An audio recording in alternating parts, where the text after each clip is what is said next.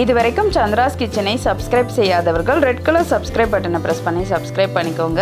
கூடவே பக்கத்தில் இருக்கிற பெல் பட்டனை ப்ரெஸ் பண்ணுங்கள். எங்களுடைய அப்டேட்ஸ் உடனுக்குடன் உங்களை வந்து சேரும். Hi friends, welcome to Chandra's kitchen. இன்றைக்கி நம்ம ஒரு சுவையான பிடிக்கரணை புளிக்குழம்பு எப்படி செய்கிறதுன்னு பார்க்கலாம் வாங்க. இந்த பிடிக்கரணை புளிக்குழம்புக்காக நான் ஒரு 300 கிராம் அளவுக்கு பிடிக்கரணை கிழங்கு எடுத்து வச்சுருக்கேன். நம்ம இதை ரவுண்டாக கட் பண்ணி நம்ம வேக வச்சுக்கலாம். கொஞ்சம் மஞ்சள் தூள் சேர்த்து வேக வச்சுக்கலாம். இப்போ நம்ம ஒரு கடாயில் ஒரு 5லேருந்து 6 ஸ்பூன் அளவுக்கு நல்லெண்ணெய் சேர்த்துக்கலாம். புளிக்குழம்புக்கெலாம் வந்து நல்லெண்ணெய் சேர்க்கும் போது ரொம்ப நல்லா டேஸ்ட்டாக இருக்கும். அதனால் கொஞ்சம் தாராளமாகவே நம்ம நல்லெண்ணெய் சேர்த்துக்கலாம். எண்ணெய் நல்லா சூடாகட்டும். இப்போ நம்ம நல்லெண்ணெய் நல்லா சூடாகிடுச்சு. முதல்ல நம்ம கொஞ்சம் போல் கடுகுலந்து சேர்த்துக்கலாம். அடுத்ததாக நம்ம கொஞ்சம் போல் வெந்தயம் சேர்த்துடலாம். அடுத்தது கொஞ்சமாக சீரகம் சேர்த்துடலாம். இப்போ இது எல்லாமே நல்லா பொரிய ஆரம்பிச்சிருச்சு. இது கூட நம்ம ஒரு கொத்து கருவேப்பிலை சேர்த்துக்கலாம். ஒரு 10லேருந்து 12 சின்ன வெங்காயத்தை வந்து சேர்த்துக்கலாம். நம்ம புளிக்குழம்புக்கெலாம் சின்ன வெங்காயம் சேர்க்கும் பொழுது நல்லா டேஸ்ட்டு கொடுக்கும். அதனால நம்ம சின்ன வெங்காயம் சேர்த்துக்கலாம். சேர்த்துட்டு நல்லா இதை வதக்கிடுங்க.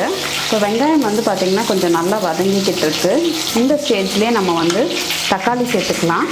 ஒரு மீடியம் சைஸ் தக்காளி பழத்தை பொடியை நறுக்கி வச்சுருக்கேன். அதை இதோட சேர்த்துக்கிறேன்.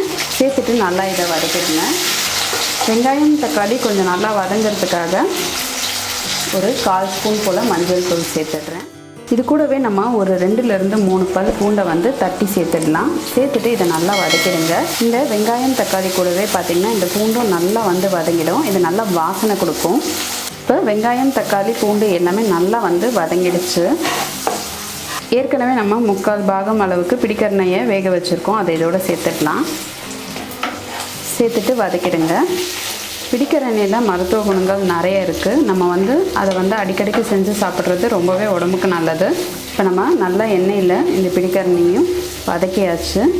இந்த குழம்புக்கு தேவையான அளவு நான் மிளகாய்த்தூள் சேர்த்துக்கிறேன். நான் வந்து ஒரு 3.5 ஸ்பூன் அளவுக்கு மிளகாய்த்தூள் சேர்க்க போகிறேன்.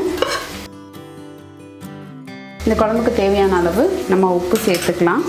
புளி கரைக்கும் பொழுதே நம்ம வந்து உப்பு சேர்த்து கரைச்சோம்னா புளி வந்து நல்லா திக்காக வரும். அதனால நான் அதில் கொஞ்சம் உப்பு சேர்த்து தான் கரைச்சிருக்கேன். இதில் நான் கொஞ்சம் ஓரளவுக்கு மீடியமான அளவு உப்பு சேர்த்துக்கிறேன். சேர்த்துட்டு நல்லா இதை கலந்துருங்க. இப்போ நம்மளுடைய பிடிக்கரணையை வந்து நல்லா வதக்கியாச்சு. உப்பு மிளகாய் தூள்லாம் சேர்த்து இப்போ அடுத்ததான் நம்ம கொஞ்சம் போல் தண்ணி விட்டு இதை வேக வச்சுக்கலாம். ஏற்கனவே வெந்துடுச்சு. இருந்தாலும் இந்த காரம்லாம் அதில் நல்லா சேர்கிறதுக்காக நான் கொஞ்சம் 1 டம்ளர் அளவுக்கு தண்ணி சேர்த்துக்கிறேன். சேர்த்துட்டு இதை நல்லா கலந்துருங்க. இந்த காரத்தோடு சேர்ந்து கொஞ்சம் நல்லா வேகட்டும். இப்போ நல்லா கொதிக்க ஆரம்பிச்சிடுச்சு. இது ஒரு வாட்டி கலந்துடலாம். இப்போ கொஞ்சம் நேரம் இதை மூடி போட்டு வேக வச்சிடலாம். இப்போ ஒரு 10 நிமிஷமாக இந்த பிடிக்கரணை வந்து கொதிச்சுக்கிட்டு இருக்கு. நம்ம ஓப்பன் பண்ணிடலாம். இந்த பிடிக்கரணையோட வாசனை ரொம்ப சூப்பராக வந்துக்கிட்டு இருக்கு. எண்ணெய்லாம் நல்லா மிதந்து மேலே வந்துட்டுருக்கு.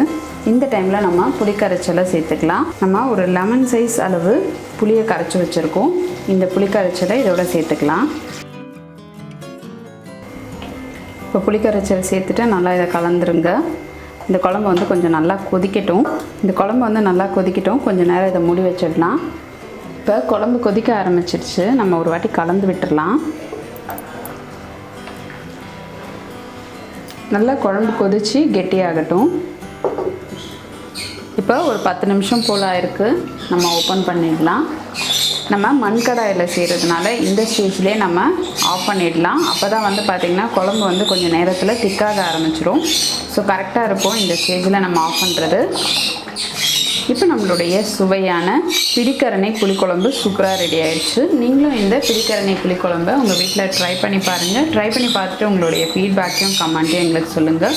இதே மாதிரி இன்னும் நிறைய ரெசிபிஸ் உங்களுக்காக வந்துகிட்டே இருக்குது. இதுக்காக நீங்கள் செய்ய வேண்டியதெல்லாம் சந்திராஸ் கிச்சனுக்கு இது வரைக்கும் சப்ஸ்கிரைப் பண்ணலன்னா சப்ஸ்கிரைப் பண்ணிவிடுங்க. பக்கத்தில் இருக்கிற பெல் பட்டனையும் ப்ரெஸ் பண்ணுங்கள். நான் இன்னொரு சுவாரஸ்யமான ரெசிபியோடு உங்களை சந்திக்கிறேன். நன்றி, வணக்கம்.